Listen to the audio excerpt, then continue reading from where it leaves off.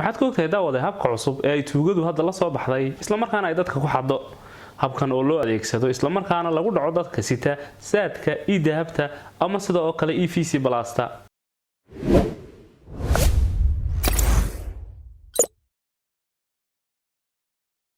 السلام عليكم daawadayaal ku soo dhawaada Somatrix.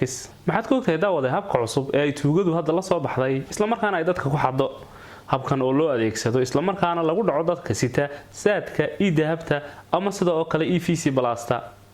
haddaba habkan cusub oo ah hab aad u casri ah isla markaana farsamo cusub la adeegsado ayaa waxay adeegsadaan tuugtu application kala duwan balse application-ka ugu caansani waa application-ka magaciisu yahay fake text message.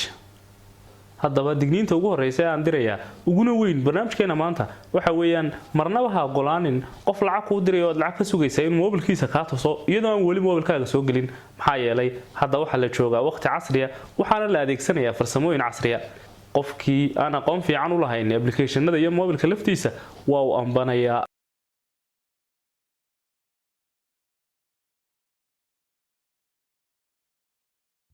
ugu horreyn Play Store-ka ayaynu tagi doonaa waxaanaynu ku qoraynaa fake text message kadib application-kan ayuu noo soo dhigayaa. application-kan marka uu noo soo dhigo install ayaynu leenahay.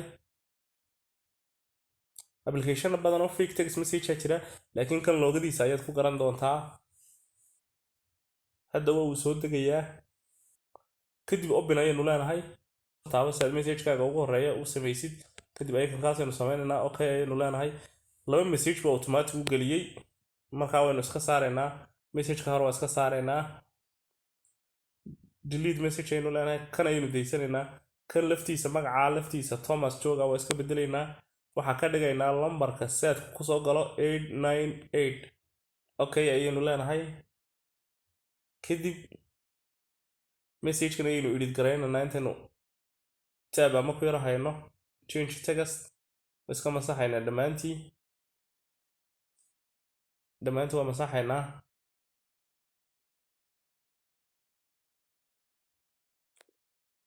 kadib waxaan ku baas gareynaynaa hadda waxaan soo koobiyeystay message saada message-kaas saadkaa baan soo koobiyeystay okay baan siinayaa. kadib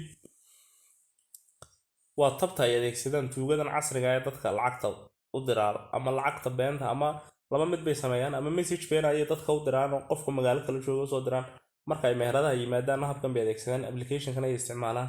wuxuu ku oranayaa 300 baan kuu soo diray markuu qofku mobilkiisa ka waayo niyo malaha hawada xun aniga waa kan dawa iga baxday message-ka marka uu qofka tuso qofkaasi 90% wuu aaminayaa wixii uga baahnaana uu siinayaa. sidaa awgeed digniinta ugu weyni waxa weeyaan in barnaamijkan ku sidaa ha aaminin qofku yiri mobilkayga saadka ka eego ilaa mobilkaaga lacagtu soo gasho marnaba ha aqbali ana ka yeelin lacagna ha siinin alaabna ha siinin.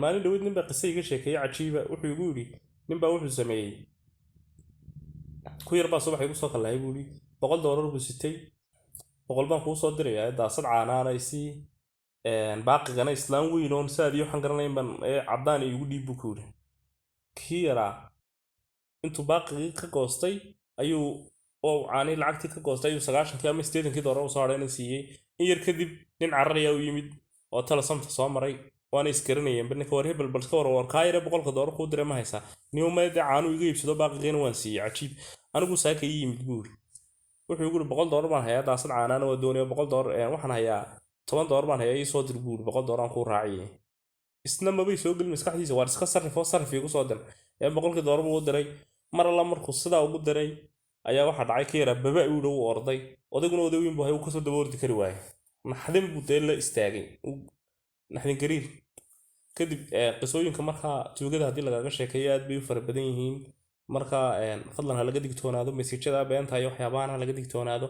inta badan waxay isticmaalaan habeenkii bay dadka soo garaacaan walaal shil baa dhacay bay dadka ku yiraahdaan shil baa dhacay lacag bay ka soo qaldantay qolo dhakhtar taalaan u diray walaal $300 ii soo diray soo celi intuu saad kuugu soo diro message waan garanayaa dhowr qof u celiyay baan garanayaa halka lagu dhacay marka fadlan iska ilaaliya message beena la idinku furanin waa mahadsantihiin.